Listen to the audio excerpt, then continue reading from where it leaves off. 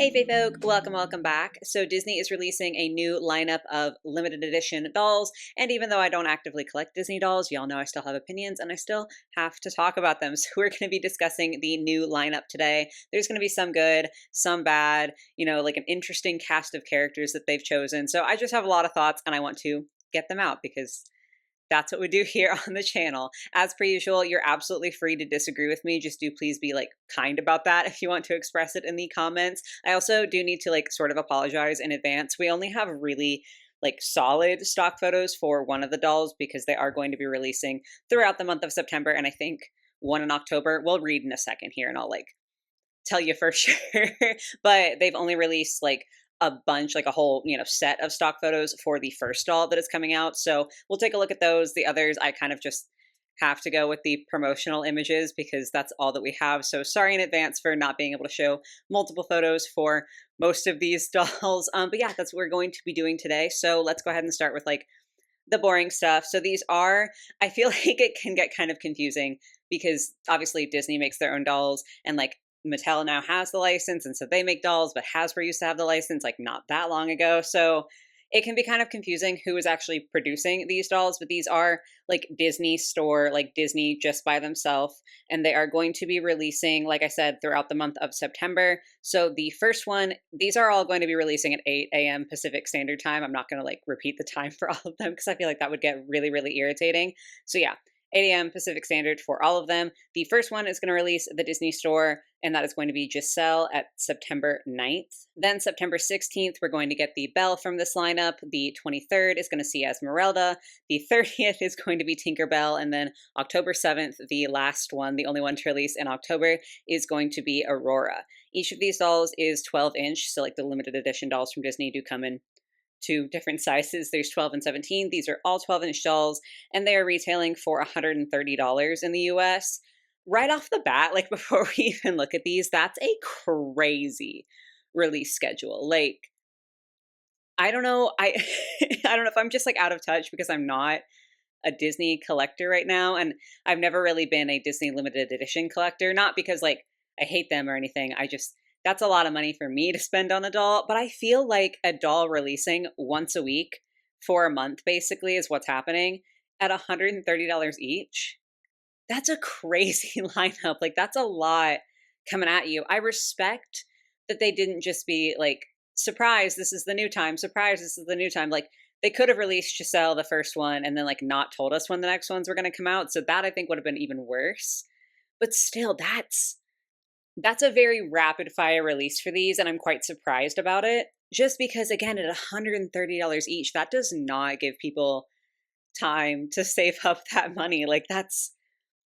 That's very rapid, and it's a little bit expensive. I don't know because again, I've never been completely locked into the Disney limited edition lineup, but I feel like at one point they had their 17-inch dolls around the $130 price point. So for them to now be doing the 12-inch dolls at that price point, I know the prices have been going up, but it feels like it's getting sort of severe.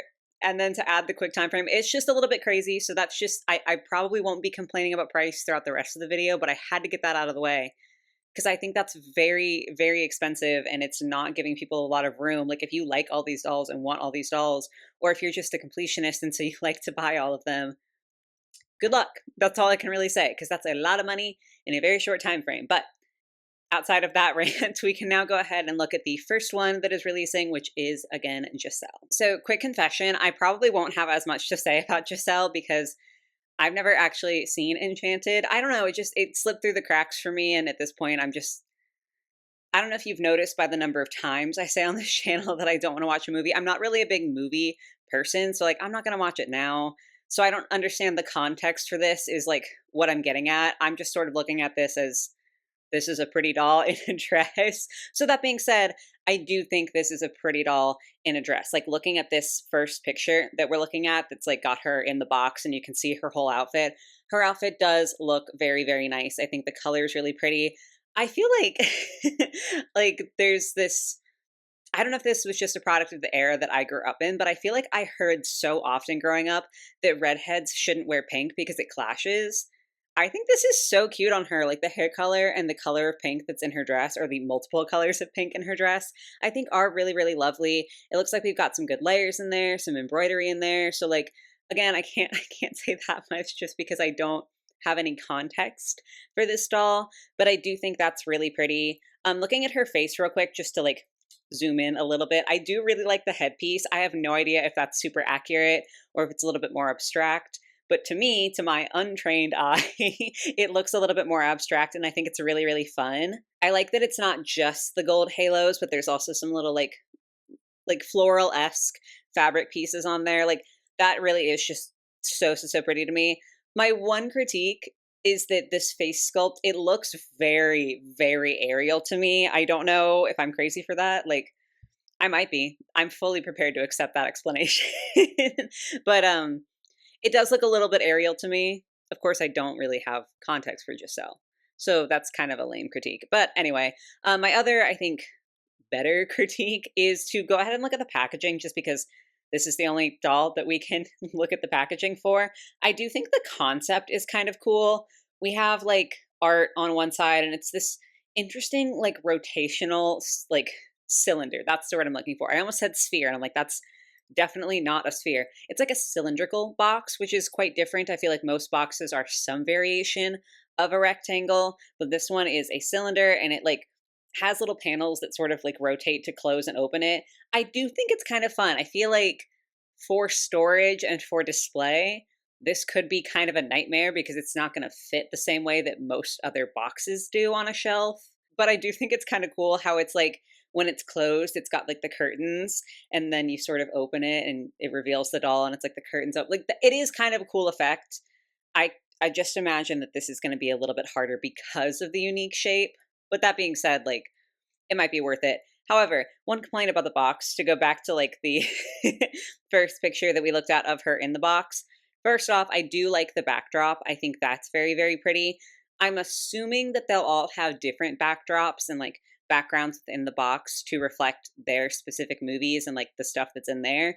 Again, we can only look at Giselle, but I think that's really, really gorgeous, like the art style and like the effect that it has. It is very pretty. That being said, the stand that she's on, the like sort of vaguely like coppery bronzy bit down below where it ever so vaguely, hopefully you can see in this video, has, it looks like it's a raised portion where it says Disney Designer Collection.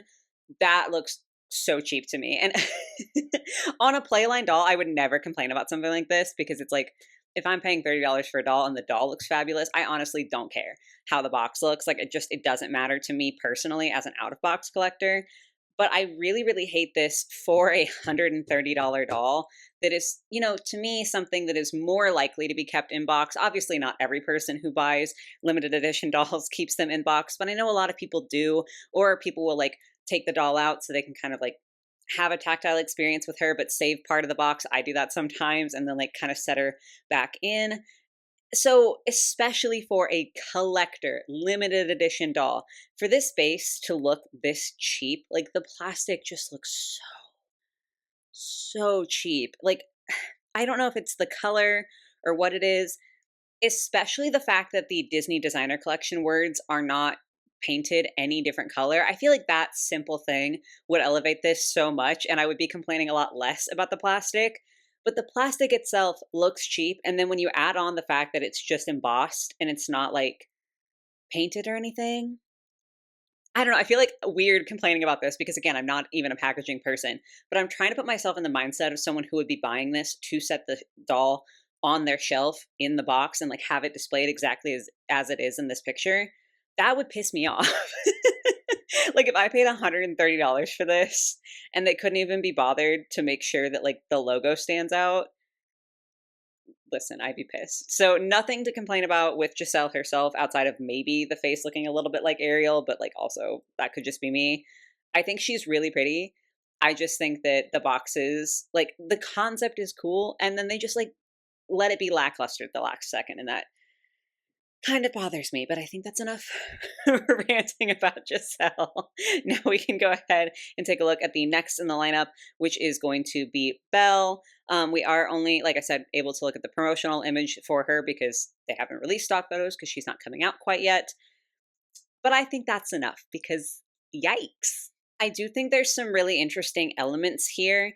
It's kind of hard to tell what's happening with her hair, like the exact situation the style's in, but it is in something that feels movie accurate, but also it's not quite movie accurate. Like I don't know much about fashion history. I'm not super educated on that, so feel free to correct me if I'm wrong, but I feel like there's a slight bit more of like a historical flair to her hair versus the hair that's in the movie. Like something about how it's done here, like around her face, just like is giving that sort of vibe. Again, I could be completely off. Like I might be thinking more like costume historical versus actual historical. So I am sorry, but I do think that that's kind of fun and kind of interesting. I like the silhouette they gave her dress, like the big poof. I love that. One of my biggest complaints for ball gowns across the board, but specifically for Belle, they always do these ugly A-line dresses for Belle. At least like a lot of the time it's Playline. Some of them are collector dolls too. I just feel like, they tend to put more effort into the collector dolls. But in general, Belle has a huge ball gown in that movie. And so many of her dolls are just like, here's a skirt, and it's so nothing. So I love that we finally got like a big poofy like sideways silhouette for her, like puffing out right at the hips. That looks fabulous. I have a couple more things to compliment, but we have to address the elephant in the room, which is this atrocious like high-low line that they've given her. This is unbelievably bad to me. I'm so sorry if you like this, like more power to you. I think this is so ugly.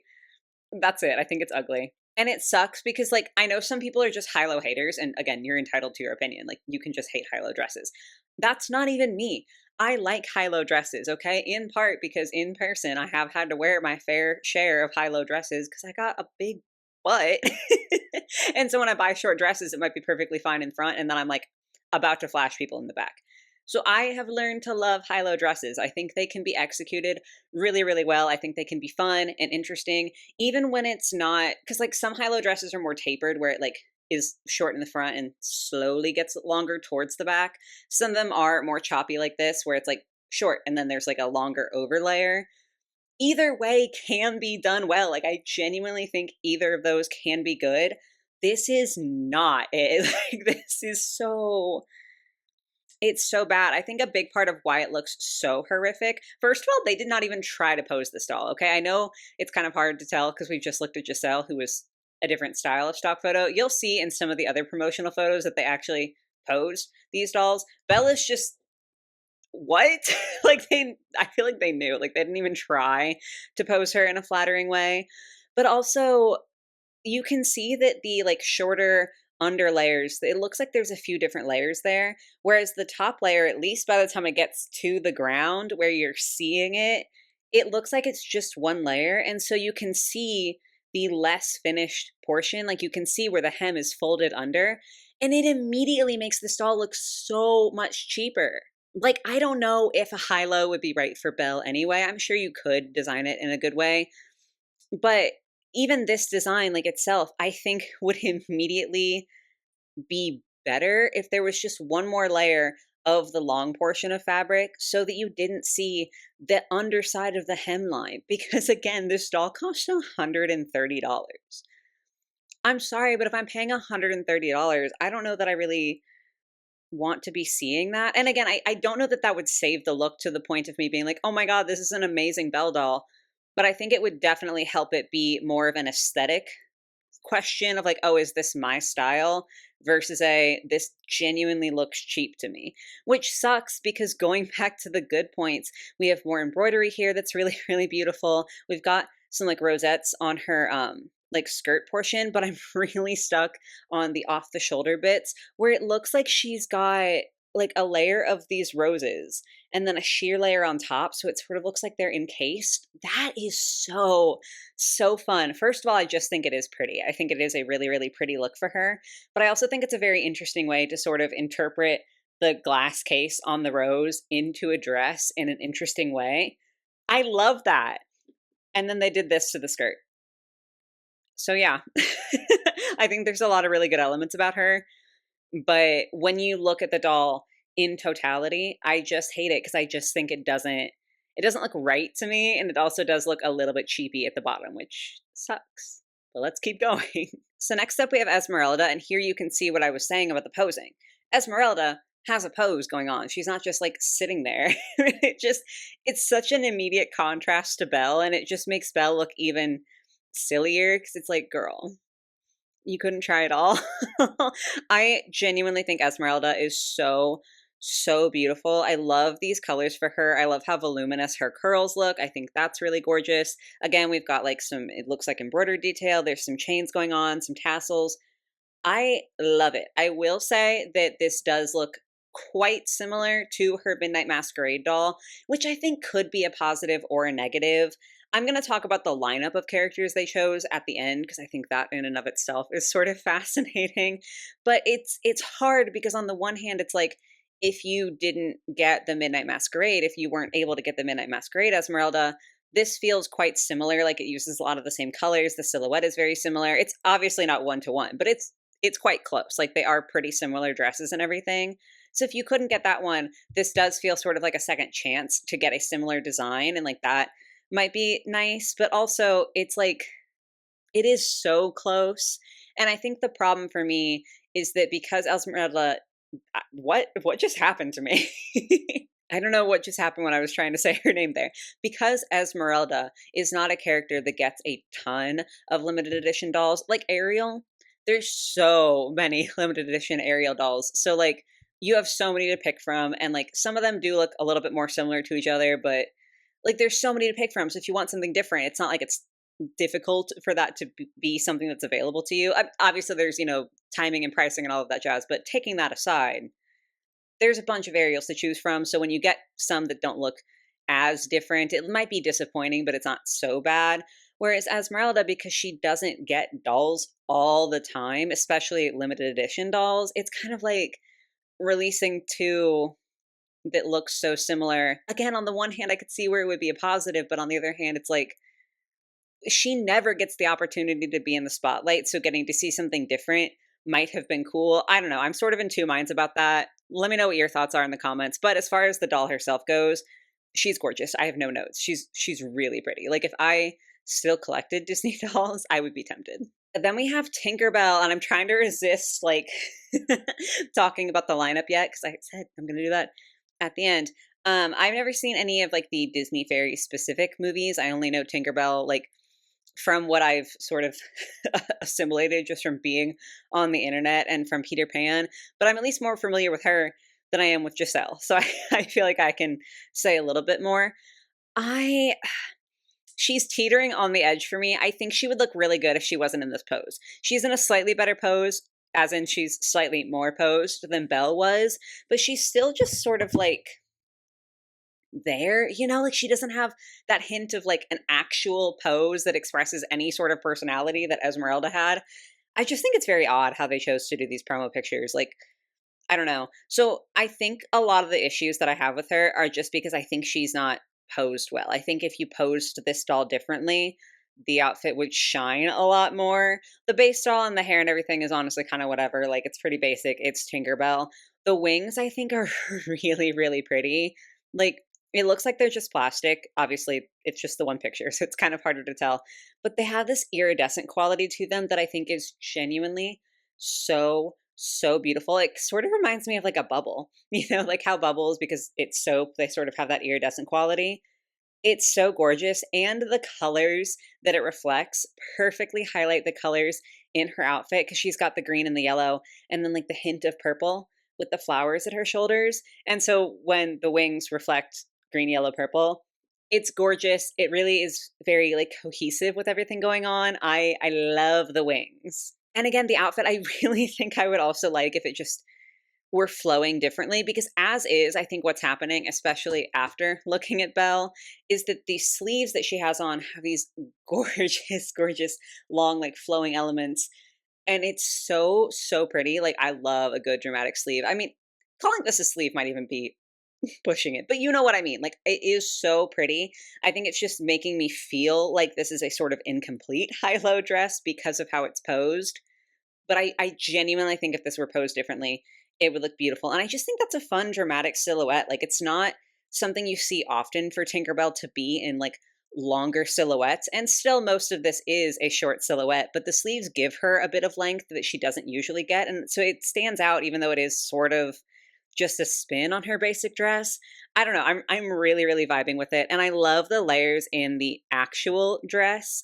All of like the petals, and then the like it looks like ruched layers in there. There's so many of them, and I just that's so good. I love that. I love the volume. I love the drama that it gives. It's so pretty. And it looks like she has little like swirls on her legs. I'm trying to tell, I can't from this image. I'm trying to zoom in as hard as I can. I feel like they might be tights. But that also might just be optimistic. Whether their tights are molded on, though, I think that's a fun element because it does just give a little bit more of like that magical, ethereal fairy, like not human vibe. So I do think she is really, really cute, which I mean, I'm not usually particularly fond of Tinkerbell. I don't really have thoughts on Tinkerbell. Like she sort of just exists in my head. So I feel like for me to like this doll this much, and also, if y'all know me, you know I love fairies and mermaids. But when I love things, I tend to be even more hypercritical of them because I want them to be perfect because I love them. So I tend to be kind of mean towards a lot of fairy dolls because I'm like, you could be so much better than you are. I genuinely think this is a very, very good execution of a fairy in general and of Tinkerbell, much like Esmeralda. No real notes. She's a win. And that brings us lastly to Aurora, and listen. I kind of automatically love this because I am a blue dress truther for Aurora. I just think it's better. Like, I do. I just think that she looks really, really pretty in the blue. You're allowed to like the pink, but I always feel, even as someone, again, who doesn't actively collect Disney dolls, I just feel a little bit excited every time I get to see Aurora in blue because I just think it's so, so fun for her. That being said, she's not immune to criticism for me. I think the face is really good. I think the hair is really nice. I like the shades of blue that they've used here. But something that I've noticed with Aurora, much in the same way that I feel like Belle consistently does not get the volume she deserves on her dress, Aurora gets too much. Like her dress compared to other Disney princess dresses is fairly straight down, you know, like it's not the big poofy ball gown that like Belle has in her movie. And so it's funny to me that I feel like she always gets so much volume in her dresses because that's also not accurate. And it's not even like I'm a stickler for accuracy. Like, how dare you make a Disney doll that's not accurate? I I feel like I slipped into a hint of RFK there. Sorry. I'm cracking myself up over that. It's not even that I'm like, she can't have the biggest ball gown ever because she didn't in the movie. It's more just something about the fabrics that tend to get chosen for Aurora just feels so heavy to me. I don't know how to explain that. If you get it, you get it. Something about it just looks stiff. And I do understand, like, on a 12-inch scale, it is significantly harder to get a flow than it is on, like, a human scale, just because the scale and gravity and all of that jazz makes it more difficult. But Aurora tends to always get fabrics that just make her look so stiff, especially the portions that are like, I mean, her sleeve's proper too, but like the undersleeve, I don't know what to call it. It's like the longer portion, the long portion that's like underneath her arm. That looks so stiff. And to be fair, that also could be a photography issue here from the promotional photo. Also, she's also not posed. They didn't give a shit about these promotional pictures. My God.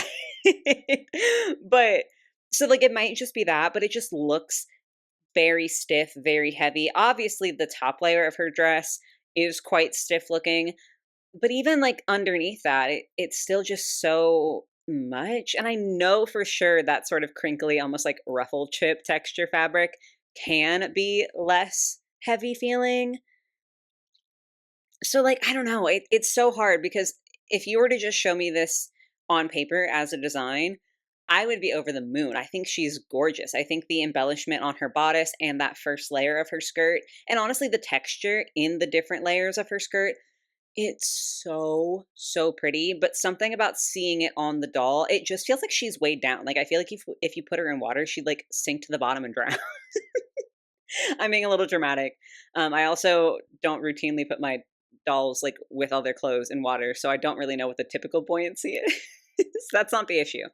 But yeah, it's just I just wish they chose slightly different fabrics so she looked a little bit less heavy, because even compared to the others, like Esmeralda has a lot going on and her dress is also very full and very large, but it feels a little bit lighter.